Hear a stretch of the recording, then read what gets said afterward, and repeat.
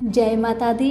मेरे सभी प्यारे दोस्तों, मैं लक्ष्मी शर्मा बड़ों को चरण स्पर्श, छोटों को प्यार और बराबर वालों को दिल से नमस्कार करती हूँ।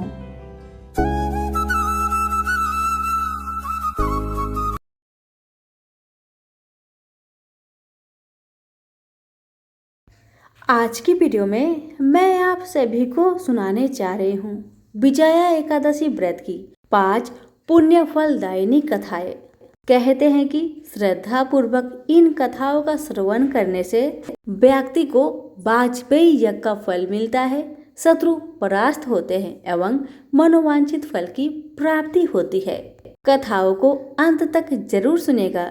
अगर कथाएं अच्छी लगे तो लाइक शेयर अवश्य करें। आइए अब सुनते हैं विजया एकादशी की व्रत कथा। धर्मराज युधिष्ठिर बोले कि हे जनार्दन, फाल्गुन मास के कृष्णा पक्ष की एकादशी का क्या नाम है तथा उसकी विधि क्या है, सो सब कृपा पूर्वक कहिए। श्री कृष्ण भगवान बोले कि हे राजन, फाल्गुन मास के कृष्णा पक्ष की एकादशी का नाम विजया है। उसके व्रत के प्रभाव से मनुष्य को विजय मिलती है। उस विजया एकादशी के महात्म्य के श्रवण व पठन से समस्त पाप नष्ट हो जाते हैं। एक समय देवर्षि नारद ने जगत पिता ब्रह्मा जी से पूछा कि हे ब्रह्मा जी, आप मुझे फाल्गुन मास के कृष्णा पक्ष की विजया नामक एकादशी व्रत विधान बतलाइए। ब्रह्मा जी बोले कि हे नारद, विजया एकादशी व्रत प्राचीन तथा नए पापों को नष्ट करने वाला है। इस विजया एकादशी की विधि मैंने आज तक किसी से नहीं कही है। यह समस्त मनुष्यों को विजय प्रदान करती है। त्रेता युग में मर्यादा पुरुष उत्तम भी श्री रामचंद्र को जब 14 वर्ष का वनवास हो गया, तब वे श्री लक्ष्मण तथा सीता जी सहित पंचवटी में निवास करने लगे। वहां पर दुष्ट रावण ने जब सीता जी का हरण किया, तब इस समाचार से श्री रामचंद्र जी तथा लक्ष्मण अत्यंत व्याकुल हुए और सीता जी की खोज में चल दिए। घूमते घूमते जब वे मरणासन जटायु के पास पहुंचे तो जटायु उन्हें सीता जी का वृत्तांत सुनाकर स्वर्गलोक को चला गया। कुछ आगे जाकर उनकी सुग्रीव से मित्रता हुई और बाली का वध किया। हनुमान जी ने लंका में जाकर सीता जी का पता लगाया और उनसे श्री रामचंद्र जी एवं सुग्रीव की मित्रता का वर्णन किया। वहां से लौटकर हनुमान जी श्री रामचंद्र जी के पास आए और सब समाचार कहे। श्री रामचंद्र जी ने वानर सेना सहित सुग्रीव की सम्मति से लंका को प्रस्थान किया। जब श्री रामचंद्र जी समुद्र के किनारे पहुंचे, तब उन्होंने मगरमच्छ आदि से युक्त उस आगाध समुद्र को देखकर लक्ष्मण जी से कहा कि समुद्र को किस प्रकार पार कर सकेंगे। श्री लक्ष्मण जी बोले कि हे राम जी, आप आदि पुरुष पुराण पुरुष उत्तम हैं। यहाँ से करीब आधा योजन की दूरी पर कुमारी द्वीप में बगदालभ्य नाम के मुनि रहते हैं। उन्होंने अनेकों नाम के ब्रह्म देखे हैं। आप उनके पास जाकर इसका उपाय पूछिए। लक्ष्मण जी के वचनों को सुनकर श्री रामचंद्र जी बगदालभ्य ऋषि के पास गए और उनको प्रणाम करके बैठ गए। मुनि ने भी उनको मनुष्य का रूप धारण किए हुए पुरुष को पुरुष उत्तम समझा और उनसे पूछा, हे राम जी, आप कहाँ से पधारे हैं। श्री राम बोले कि हे महर्षि, मैं अपनी सेना सहित यहाँ आया हूँ और राक्षसों को जीतने लंका जा रहा हूँ। आप कृपा कर समुद्र को पार करने का कोई उपाय बताए, इसी के लिए मैं आपके पास आया हूँ। बगदालभ्य ऋषि बोले कि हे राम जी, मैं आपको एक उत्तम व्रत बतलाता हूँ। फाल्गुन मास के कृष्णा पक्ष की विजया एकादशी का व्रत करने से तुम समुद्र के अवश्य ही पार हो जाओगे और तुम्हारी विजय होगी। हे राम जी, इस व्रत की विधि यह है। दशमी के दिन स्वर्ण, चांदी, तांबा या मिट्टी की किसी का एक कलश बनावे। उस घड़े को जल से भरकर तथा उस पर पंच पल्लव रखकर वेदिका पर स्थापित करे। उस कलश के नीचे 7 अनाज मिले हुए और ऊपर जौ रखे। उस पर श्री नारायण भगवान की स्वर्ण की प्रतिमा स्थापित करे। एकादशी के दिन स्नान आदि नित्य कर्म से निवृत्त होकर धूप दीप, नैवेद्य, नारियल आदि से भगवान की पूजा करे।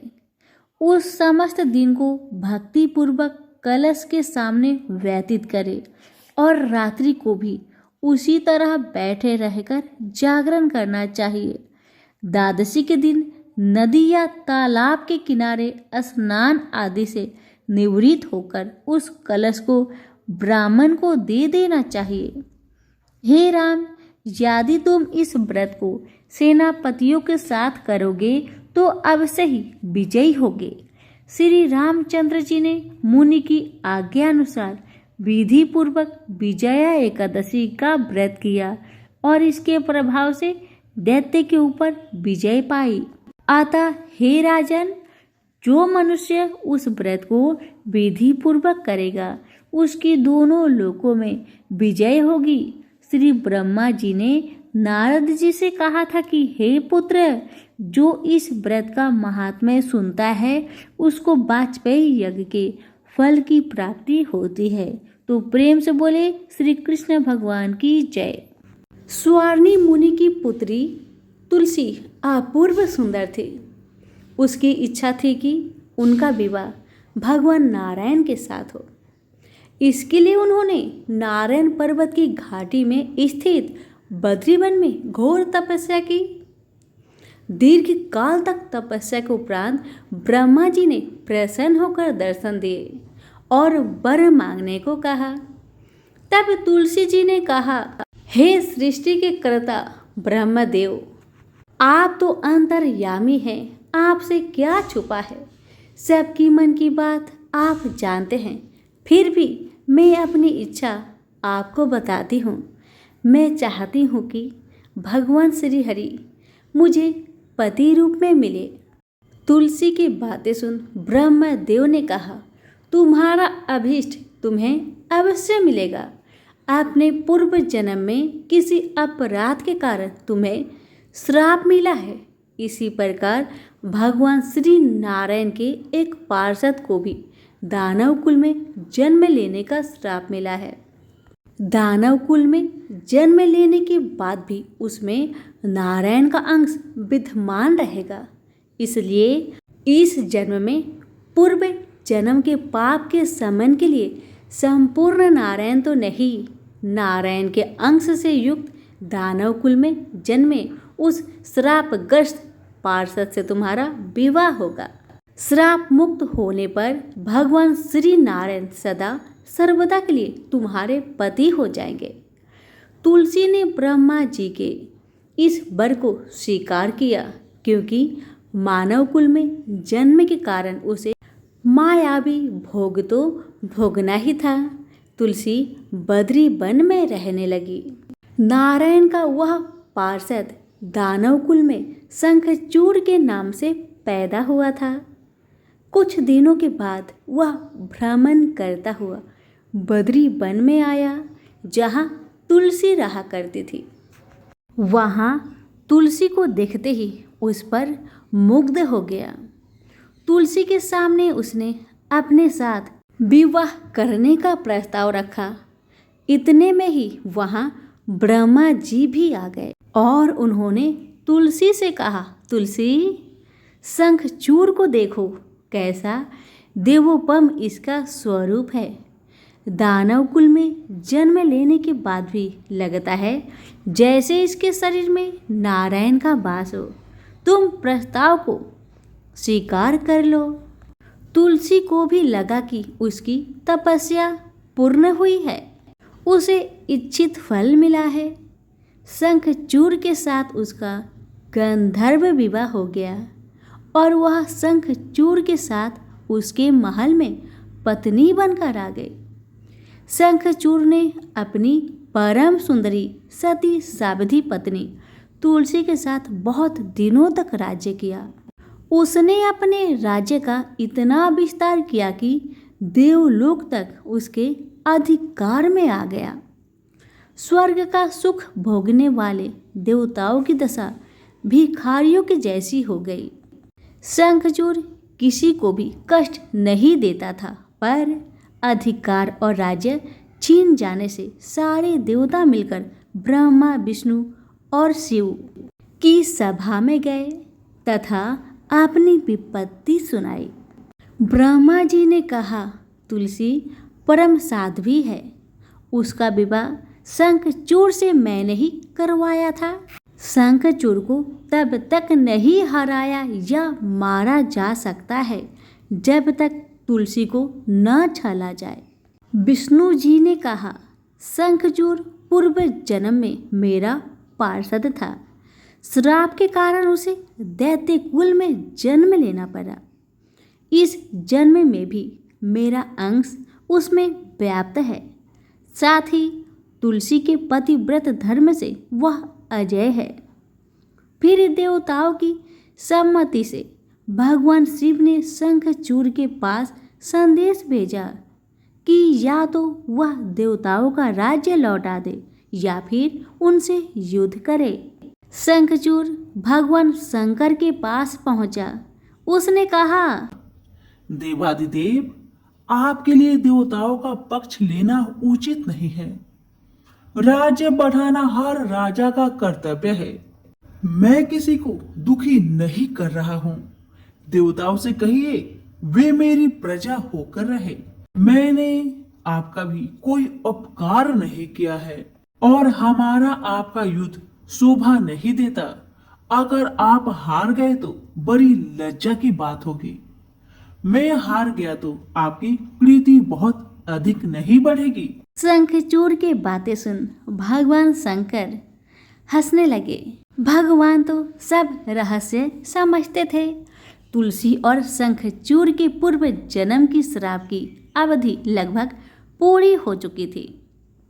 भगवान बोले, इसमें कृति और लज्जा की बात नहीं। तुम देवों के राज्य लौटाकर उन्हें उनके पद पर प्रतिष्ठित होने दो। युद्ध से बचने का यही एक उपाय है। शंखचूड़ ने कहा, मैंने युद्ध के बल से देवलोक जीता है। कोई उसे युद्ध के द्वारा ही वापस ले सकता है। यह मेरा अंतिम उत्तर है। मैं जा रहा हूँ। ऐसा कहकर शंखचूड़ चला गया। उसने अपनी पत्नी तुलसी को सारी बात बताई और कहा, कर्म भोग सब काल सूत्र में बंधा है। जीवन में हर्ष, शोक, भय, सुख, दुख, मंगल, अमंगल काल के अधीन है। हम तो केवल निमित्त है। संभव है भगवान शिव दोनों का पक्ष लेकर मुझसे युद्ध करे। तुम चिंता मत करना, तुम्हारी सती तेज मेरी रक्षा करेगी। दूसरे दिन भगवान शंकर ने नेतृत्व में देवताओं ने युद्ध छेड़ दिया। शंखचूड़ ने भीषण बाणों की वर्षा कर उनका वेग रोका। उसके प्रहार से देवता डगमगाने लगे। उसने दानवी शक्ति का प्रयोग कर मायावी युद्ध आरंभ किया। युद्ध स्थल पर दानव शंखचूड़ किसी को दिखाई नहीं देता था, पर उसका अस्त्र शस्त्र देवताओं पर प्रहार कर देवताओं को घायल कर रहा था। अब देवतागण अपना अस्त्र शस्त्र चलाए तो किस पर चलाए और कैसे चलाए, क्योंकि कोई शत्रु सामने था ही नहीं।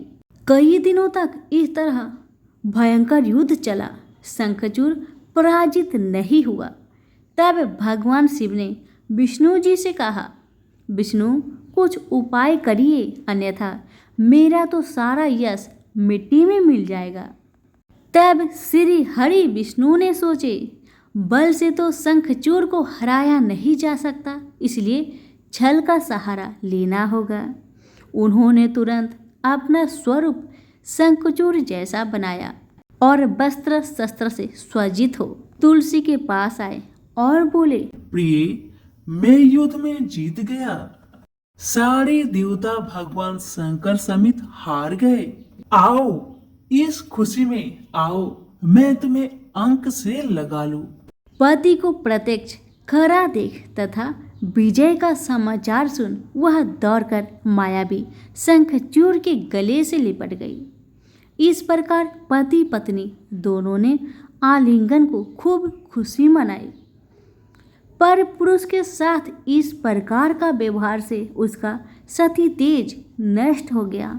उसका सती तेज जो शंखचूड़ की कवच के रूप में रक्षा कर रहा था, वह कवच नष्ट हो गया। शंखचूड़ शक्तिहीन हो गया। यह जानते ही भगवान शंकर ने अपने त्रिशूल से प्रहार किए। त्रिशूल के लगते ही शंखचूड़ जलकर भस्म हो गया। शंखचूड़ के मरने को जानकर विष्णु अपने असली स्वरूप में आ गए। सामने अपने पति शंखचूड़ के स्थान पर भगवान विष्णु को खड़ा देख तुलसी बहुत विस्मित हुई। उसको पता लग गया कि स्वयं नारायण ने उसके साथ छल किया है। क्रोध में आकर उसने श्राप दिया, एक सती स्त्री का अस्तित्व भंग करने के अपराध में तुम हृदयहीन पत्थर हो जाओ। विष्णु ने तुलसी के श्राप को सिरोधार्य कर कहा, देवी, तुम्हारा तथा शंखचूड़ के कल्याण के लिए मुझे ऐसा करना पड़ा। तुम दोनों को श्राप मुक्त करना था। तुम भी अब शरीर त्याग कर तुलसी बिरुवा के रूप में जन्म लोगी और मेरी पूजा तुलसी दल से होगी। मैं सालग्राम पत्थर बनूंगा। मेरे शीश पर तुम आदर से विराजमान होगी। तुम्हारे पति की हड्डियों के चूर्ण से शंख की उत्पत्ति होगी। उस शंख ध्वनि से देवताओं तथा मेरी पूजा आराधना होगी। जहाँ शंख ध्वनि होगी वहाँ मंगलमय में मैं विराजमान रहूँगा। तुमने पूर्व जन्म में बद्री वन में मुझे पाने के लिए बड़ी तपस्या की थी। अब अगले जन्म में मैं नारायण पर अस्तर के रूप में बद्रीनाथ वन में स्थापित हो जाऊंगा और मेरी पूजा अर्चना फल फूल से न होकर तुम्हारी तुलसी दल से होगी। मेरे शीश पर विराजमान होकर तुम मुझसे भी ऊंचा पद प्राप्त करोगी। प्रेम से बोले, तुलसी माता की जय हो, शालिग्राम जी की जय हो, विष्णु भगवान की जय हो। ये कथा है हाथी, मगरमच्छ और विष्णु भगवान की। एक पौराणिक कथा के अनुसार एक हाथी के पैर को मगरमच्छ ने अपने मुख में पकड़ लिया। वह हाथी को खाना चाहता था। हाथी उससे बचने के लिए चिल्लाने लगा। उसने अपनी सूंड में एक कमल पुष्प लिया और भगवान को पुकारने लगा। आपको बता दें कि भगवान विष्णु को कमल नयन कहा जाता है क्योंकि उन्हें कमल पुष्प अति प्रिय है। और ये तो सभी जानते हैं कि श्री राम विष्णु का ही एक स्वरूप है। हाथी की ये पुकार है, कमलपति, कमल नयन, भक्त वत्सल प्रभु मेरी रक्षा कीजिए। हाथी की इन वचन को सुनकर भगवान नंगे पांव दौड़े चले आए और हाथी को मगरमच्छ के चंगुल से बचाया। कहा जाता है कि इसके बाद गज यानी हाथी ने सूंड में कमल पुष्प को बड़े ही प्रेम व भक्ति से भगवान को अर्पित किया। भगवान ने उस भक्ति रूपी कमल को अपने पांव के तलवे में स्थापित कर लिया और हाथी से कहा कि ये भक्ति रूपी कमल हमारे पांव के तलवे में अनंत काल तक रहेगा। सभी प्रेम से बोलिए, विष्णु भगवान की जय हो। ये कहानी है विष्णु भगवान और गुलहर की वृक्ष की। कुछ पौराणिक कथाओं के अनुसार एक बार विष्णु जी किसी जगह बैठकर तपस्या कर रहे थे। तब वहां एक वृक्ष उग गया जिसे गुलहर के नाम से जाना गया है। कहते हैं कि उस गुलहर के वृक्ष ने अपनी टहनी से विष्णु जी को धूप से बचाने के लिए छाया कर दी और 10,000 वर्षों तक लगातार विष्णु जी पर पुष्पों की बरसात करता रहा। लेकिन विष्णु जी ने फिर अपने नेत्र नहीं खोले, जिससे वृक्ष क्रोध में आ गया। क्रोध में आकर उसने पुष्प को पत्थर में बदल दिया और उन्हें भगवान पर बरसाने लगा। अचानक भगवान विष्णु जी के नेत्र खुल गए। पत्थर लगने के कारण भगवान का सारा शरीर घायल हो चुका था, परंतु भगवान ने फिर भी उसे कुछ नहीं कहा, बल्कि उसे वरदान दिया। उसे भक्ति का वरदान देकर पत्थर रूपी पुष्पों को अस्त्र में परिवर्तित करके वज्र बना दिया और वृक्ष से कहा, ये भक्ति रूपी पुष्प वज्र हमारे पाँव के तलवे में तुम्हारी निशानी के रूप में अनंत काल तक रहेगा। प्रेम से बोलिए विष्णु भगवान की जय। ये कहानी है नारायणी नाम की एक नाग कन्या की। कथा। नारायणी नाम की एक नाग कन्या थी। कहते हैं कि इस नाग कन्या ने भगवान विष्णु को खुश करने के लिए निराहार रहकर 50,000 वर्षों तक घोर तपस्या की। इसकी तपस्या से खुश होकर भगवान विष्णु प्रकट हुए और उसे वर मांगने को कहा। कन्या ने कहा कि प्रभु, मैं सदा आपके साथ रहना चाहती हूँ। आपके साथ रहकर आप पर आने वाली हर मुसीबत और दैहिक, दैविक, भौतिक तपों का हवन करना चाहती हूँ। इसके अलावा मुझे और कुछ नहीं चाहिए। कन्या की बात सुन भगवान विष्णु ने उस कन्या को अंकुश रूप में परिवर्तित करके अपने पग के तलवे में स्थापित कर लिया। सभी प्रेम से बोलिए विष्णु भगवान की जय हो। कथा अच्छी लगे तो लाइक शेयर अवश्य करें। आप सभी का बहुत बहुत धन्यवाद।